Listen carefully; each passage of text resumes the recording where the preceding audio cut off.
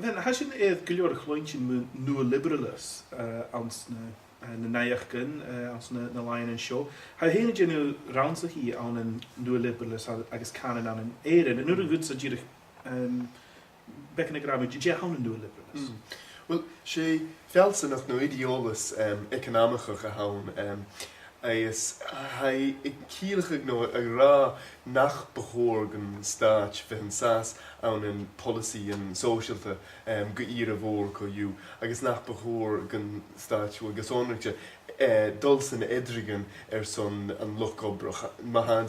staat gire taik sem bi hors no policy en economical gedooie wie getors taik gebuin se bi aan se Durch kan bijvoorbeeld taike horske lucht na moon, wat kalpiges, lucht kalpiges aan daar hier. Is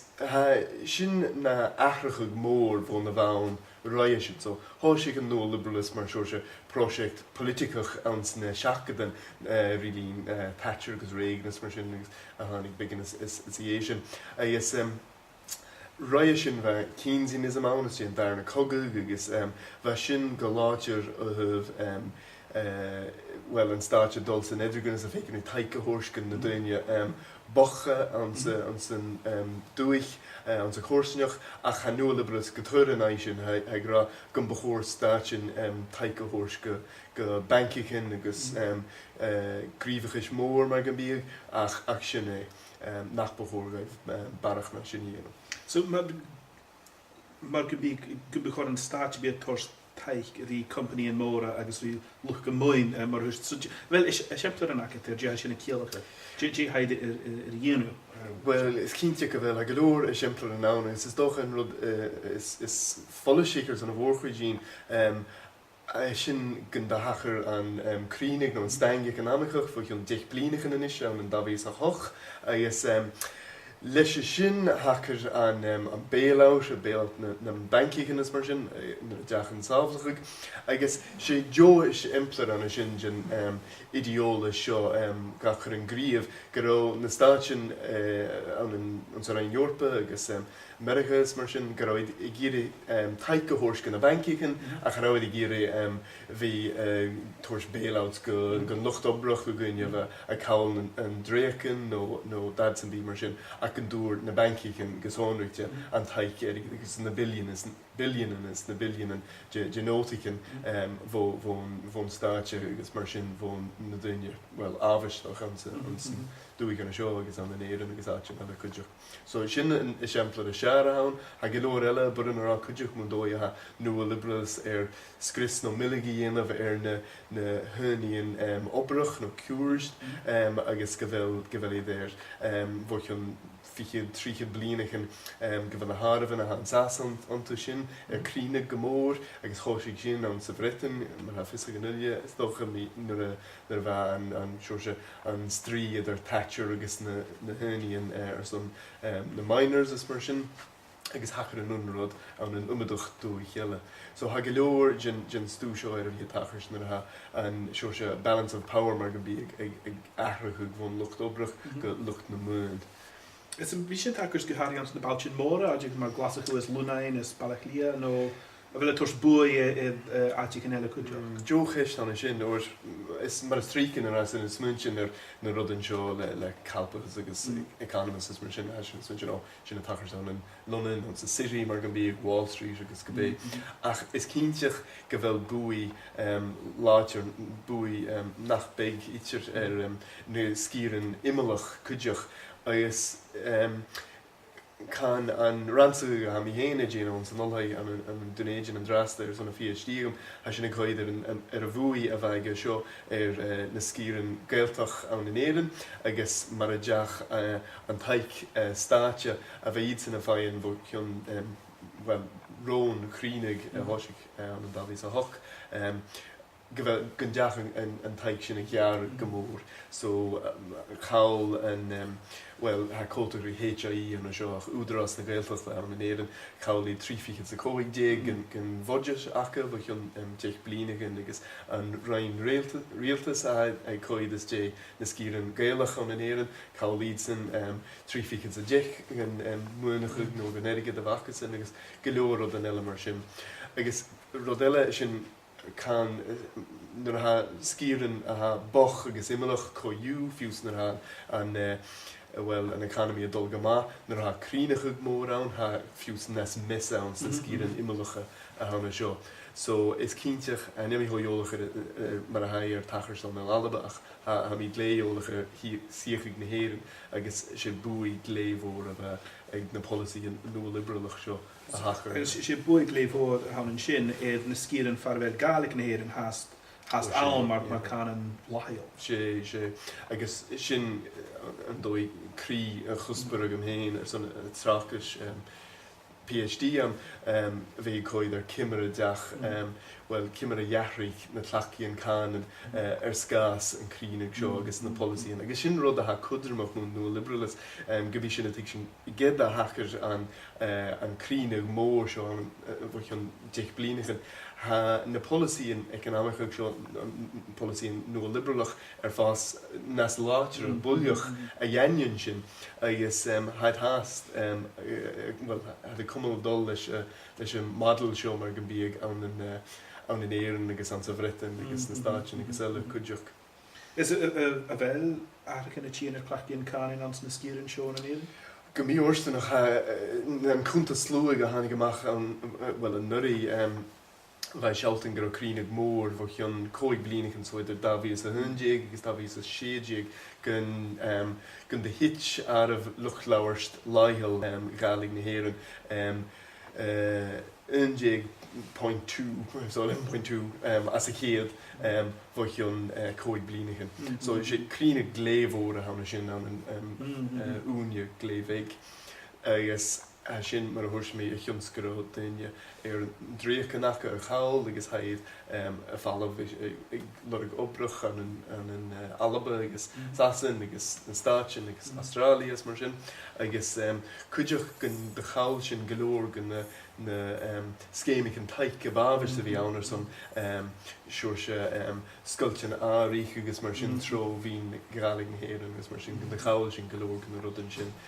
bhuiich an cuid blianachan agus mar thuirs mé follow-up gur buaidh agus sin ar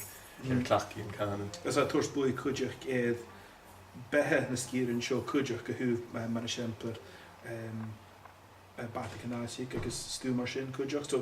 a bhain rudan ha bunteach lí sé canan héin ach bethe ar fát ans na sgìrean seo agus mur a hel duine son bhí fuúrich an na sgìrean seo far a bheith bethe fás cruaí a bhí duine sa bhí anna brúin canans an bí.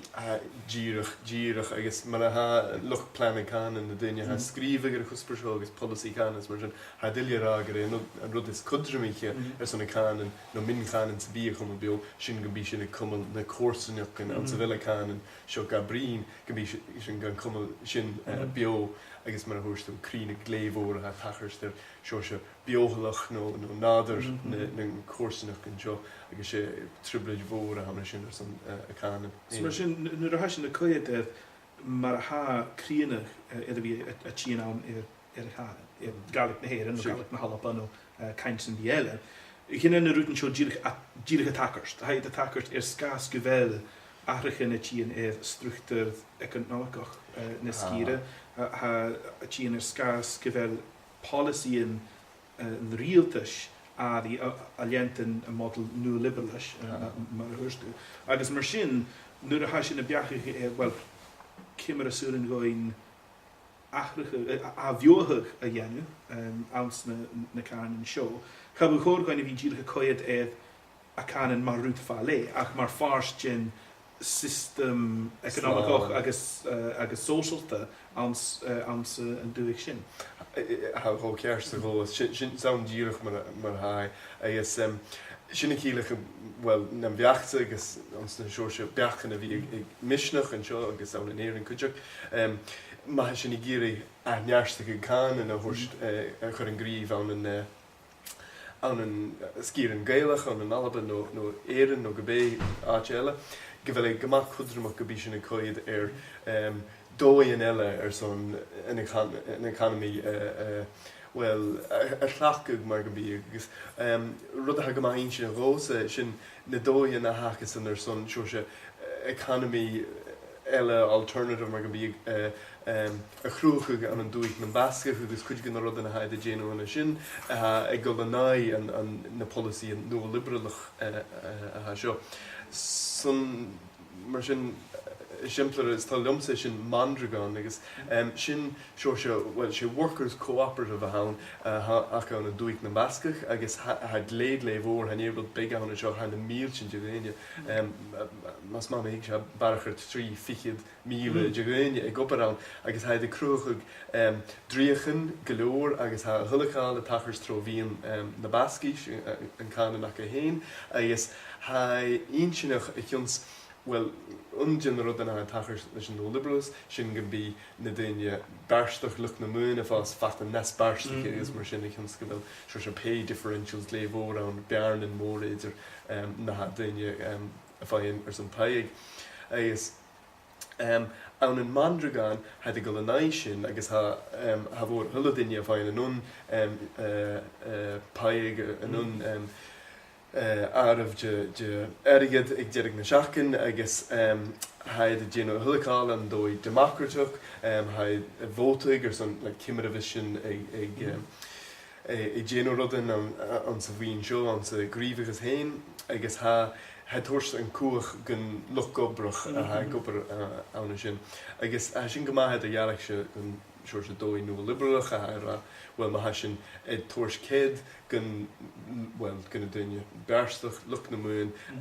barach Èirinn bí an seir an trickle down seo a tachars fer an bí ídsan ag coscan an Èirinn agus bí sin ilia fáin began mar sin a chanán mar sin a ha gopur an a daríirh ha fisigin go bhfuil bhuion fiche blinigen ha rudden er fast fatan is messe ó hih inequality is mar sin agus go bhfuil inis heidir ún as a chéad gan na daine ar an tuil is an los in a ha cúgad faoin géad as a chéad gan sevras mar líomh agus mar sin ha gléimhaith na fécin rud mar mandragán a ha strí nó dolanáid sin agus haid ga dhéanú tróhíon an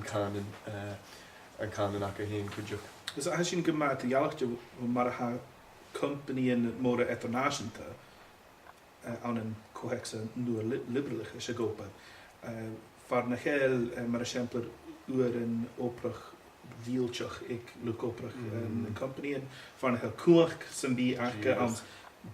dé na hana company in a dhéanú agus mar a haid ar a rúi. Mar sin nuair a hasin na coiad system seo, Nua-libearalas, agus mar a hana company in sin a gopad, scris uavasach a haid a dhéanú ar an aranneach, agus scris a haid a dhéanú ar Mìon-chànain gohari agus mín hústaran ans na háitcin farfeli a gopad, agus scris a haid a dhéanú ar democracy ans na dúchan seo. Agus sin a coid mar dúine hansás an an immerster son Ath-neartachadh na Gàidhlig agus Gàidhlig na Èirinn agus imidach Canada féin tú.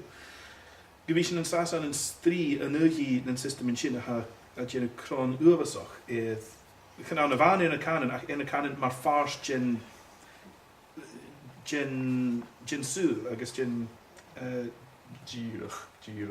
Agus sin is over go sin gobé na himplet a ag an system economic seo son minchan mar Gàidhlig na Èirinn mar sin agus Gàidhlig na Halaba ha chuidir mar coú go mí sin is trí an system seo ó haid an irid sin just scris an irid sin de rudan an san tuil coú. Gobé an canan hacket. Go díirech gobé an canan agus mar sé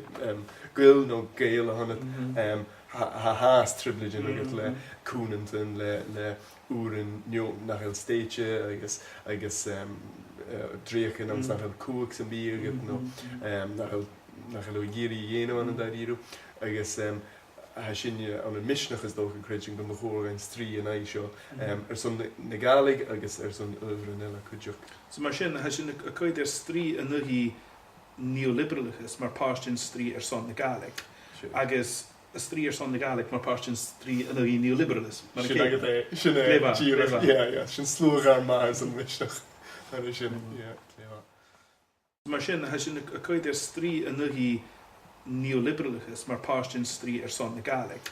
agus a strí son na Gaelic mar páirtin strí an Neo-liberalism. Sin agad é, sin é, Léba, díreach, léba. yeah.